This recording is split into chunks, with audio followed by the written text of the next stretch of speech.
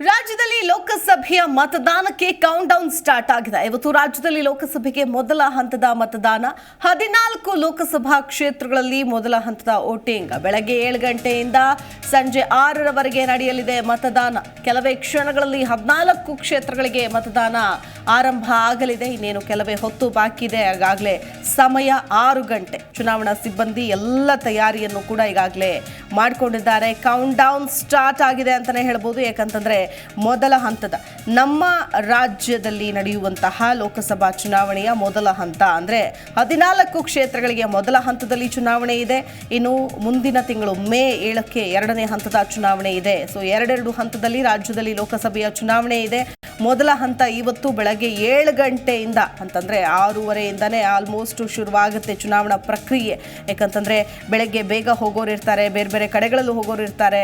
ಯಾಕಂತಂದ್ರೆ ಇವತ್ತು ಸಾರ್ವತ್ರಿಕವಾಗಿ ರಜೆ ಕೊಟ್ಟಿದ್ರೂ ಕೂಡ ಬೇರೆ ಬೇರೆ ಬಿಸ್ನೆಸ್ ಮಾಡೋರು ಇರ್ತಾರೆ, ವ್ಯಾಪಾರಸ್ಥರು ಇರ್ತಾರೆ, ಅವರೆಲ್ಲೋ ಕೆಲಸಗಳಿಗೆ ತೆರಳೋರು ಇರ್ತಾರೆ. ಸೊ ಹಾಗಾಗಿ ಬೆಳಗ್ಗೆನೆ ಬಂದು ಮತದಾನ ಮಾಡಿ ಹೋಗೋರು ಬಹಳಷ್ಟು ಮಂದಿ ಇದ್ದೇ ಇರ್ತಾರೆ. ಹಾಗಾಗಿ ಲೋಕಸಭಾ ಚುನಾವಣೆಯ ಮೊದಲ ಹಂತದ ಮತದಾನ ಪ್ರಕ್ರಿಯೆ ಇನ್ನೇನು ಕೆಲವೇ ಹೊತ್ತಿನಲ್ಲಿ ಶುರುವಾಗುತ್ತೆ. ಆಮೇಲೆ ಬಿರು ಬಿಸಿಲು, ಸಿಕ್ಕಾಪಟ್ಟೆ ಬೇಸಿಗೆ, ಬಿರು ಬಿಸಿಲು ಕೂಡ ಜಾಸ್ತಿ ಇದೆ ಅನ್ನೋ ಕಾರಣಕ್ಕೋಸ್ಕರ ಬೆಳಗ್ಗೆನೆ ಬಂದು ಮತದಾನ ಮಾಡಿ ಹೋಗೋರು ಕೂಡ ಬಹಳಷ್ಟು ಮಂದಿ ಇರ್ತಾರೆ. ಯಾಕೆ ಬೇಕಪ್ಪ, ಬಿಸಿಲಲ್ಲಿ ಸಮಸ್ಯೆ ಆಗುತ್ತೆ, ಬೇಗ ಹೋಗಿ ನಾವು ವೋಟಿಂಗ್ ಮಾಡಿ ಬರೋಣ ಅನ್ನುವಂಥ ನಿಟ್ಟಿನಲ್ಲೂ ಕೂಡ ಜನ ಮುಂದಾಗ್ತಾರೆ. ಸೊ ಹಾಗಾಗಿ ಇನ್ನೇನು ಕೆಲವೇ ಹೊತ್ತಿನಲ್ಲಿ ಚುನಾವಣಾ ಸಿದ್ಧತೆ ಈಗಾಗಲೇ ಆಗಿದೆ. ಮೊದಲ ಹಂತದ ಚುನಾವಣೆಗೆ ಬೇಕಾದ ಅಂದರೆ ಮತದಾನಕ್ಕೆ ಬೇಕಾದ ಎಲ್ಲ ಪೂರ್ವ ಸಿದ್ಧತೆ ಕೂಡ ಈಗಾಗಲೇ ಆಗಿದೆ. 14 ಲೋಕಸಭಾ ಕ್ಷೇತ್ರಗಳಲ್ಲಿ ಇರುವಂತಹ ಅಂದರೆ ಒಂದೊಂದು ಹತ್ತತ್ರ 8 ವಿಧಾನಸಭಾ ಕ್ಷೇತ್ರಗಳಿದೆ ಒಂದೊಂದು ಕ್ಷೇತ್ರಗಳಲ್ಲೂ ಕೂಡ. ಸೊ ಯಾವುದೇ ಅಹಿತಕರ ಘಟನೆ ನಡೆಯದೇ ಇರೋ ರೀತಿಯಾಗಿ ಎಚ್ಚರಿಕೆಯನ್ನು ವಹಿಸಿ ಮತದಾನವನ್ನು ಮಾಡಿಸಲಾಗುತ್ತೆ. ಎಲ್ಲರೂ ಕೂಡ ಸರತಿ ಸಾಲಿನಲ್ಲಿ ಬಂದು ತಮ್ಮ ಮತವನ್ನು ಚಲಾಯಿಸಬೇಕು. ಸೊ ಇದಕ್ಕೆ ಬೇಕಾದ ಎಲ್ಲ ಸಿದ್ಧತೆಗಳನ್ನು ಕೂಡ ಈಗಾಗಲೇ ಮಾಡಲಾಗಿದೆ. ಯಾಕಂತಂದ್ರೆ ಇವತ್ತಿನ ಈ ಮತದಾನ ಅಂದರೆ ಕರ್ನಾಟಕದಲ್ಲಿ ಮೊದಲನೇ ಹಂತದ ಮತದಾನ ಏನಿದೆ. ಸೊ ಇವತ್ತಿನ ಅಂದರೆ ಯಾವುದೇ ಗೊಂದಲ ಇದ್ರೂ ಕೂಡ ಒಂದಷ್ಟು ಹೆಲ್ಪ್ಲೈನ್ಗಳಿದೆ, ಅಲ್ಲಿ ನೀವು ಕರೆ ಮಾಡಬಹುದು, ಮಾತನಾಡಬಹುದು. ಭಾರತದ ಸಾರ್ವತ್ರಿಕ ಲೋಕಸಭಾ ಚುನಾವಣೆಗೆ ಇವತ್ತು ಮೊದಲ ಹಂತದ ಚುನಾವಣೆ. ರಾಜ್ಯದಲ್ಲಿ ಇವತ್ತು ನಿರ್ಧಾರವಾಗಲಿದೆ 247 ಅಭ್ಯರ್ಥಿಗಳ ಭವಿಷ್ಯ. ಕದನ ಕಣದಲ್ಲಿ ದೋಸ್ತಿ, ಕಾಂಗ್ರೆಸ್ ಮಧ್ಯೆ ಜಿದ್ದಿನ ಫೈಟ್. ಕೈಗೆ ಪ್ರತಿಷ್ಠೆ, ಕಮಲಕ್ಕೆ ಪರೀಕ್ಷೆ, ದಳಕ್ಕೆ ಉಳಿವಿನ ಪ್ರಶ್ನೆ. ಇವಿಎಂನಲ್ಲಿ ಭದ್ರವಾಗಲಿದೆ 247 ಅಭ್ಯರ್ಥಿಗಳ ಹಣೆ ಬರಹ. ಒಟ್ಟು 30,600 ಮತಗಟ್ಟೆಗಳು. ಮತದಾನಕ್ಕೆ ಬೇಕಾದ ಎಲ್ಲ ಸಿದ್ಧತೆಯನ್ನು ಕೂಡ ಈಗಾಗಲೇ ಮಾಡಿಕೊಳ್ಳಲಾಗಿದೆ.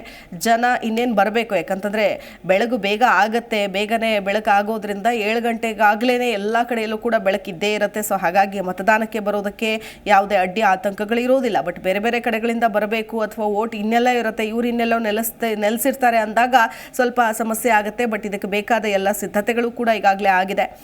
ಯಾಕಂದ್ರೆ ಇನ್ನೇನು ಕೆಲವೇ ಹೊತ್ತಿನಲ್ಲಿ ಅಂದರೆ 2 ಹಂತಗಳಲ್ಲಿ ಚುನಾವಣಾ ವೇಳಾಪಟ್ಟಿಯನ್ನು ಈಗಾಗಲೇ ಚುನಾವಣಾ ಆಯೋಗ ಏನು ಪ್ರಕಟಿಸಿದೆ ಅದರಂತೆ ಇವತ್ತು ಬೆಂಗಳೂರು ನಗರವೂ ಸೇರಿದಂತೆ 14 ಲೋಕಸಭಾ ಕ್ಷೇತ್ರಗಳಲ್ಲಿ ಮತದಾನ ಇರುತ್ತೆ.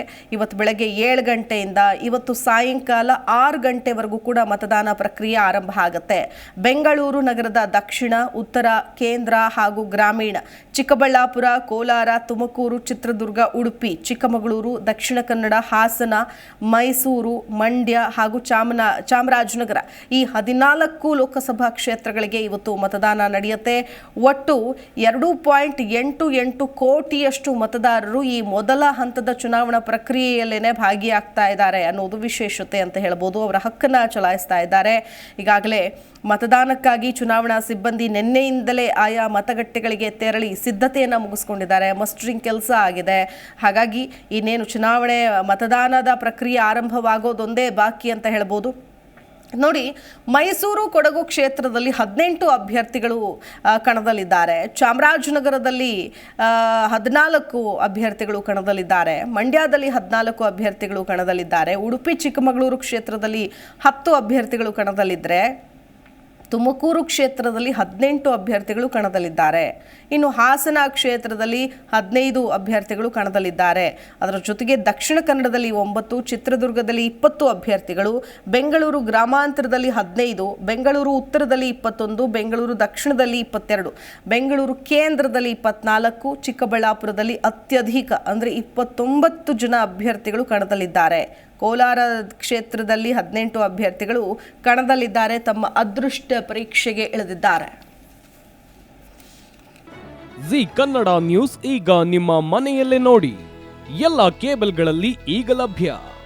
ಸನ್ Direct 292, Jio TV 1334, U digital 162, city cable 51, GTPL 17, Abhishek cables 821, Rockline telecommunication 51, Shri Basaveshwara number 60, Vinayaka digital number 53, in digital number 896ರಲ್ಲಿ. ನಿಮ್ಮಿಷ್ಟದ ಜಿ ಕನ್ನಡ ನ್ಯೂಸ್ ನೋಡಿ ಆನಂದಿಸಿ.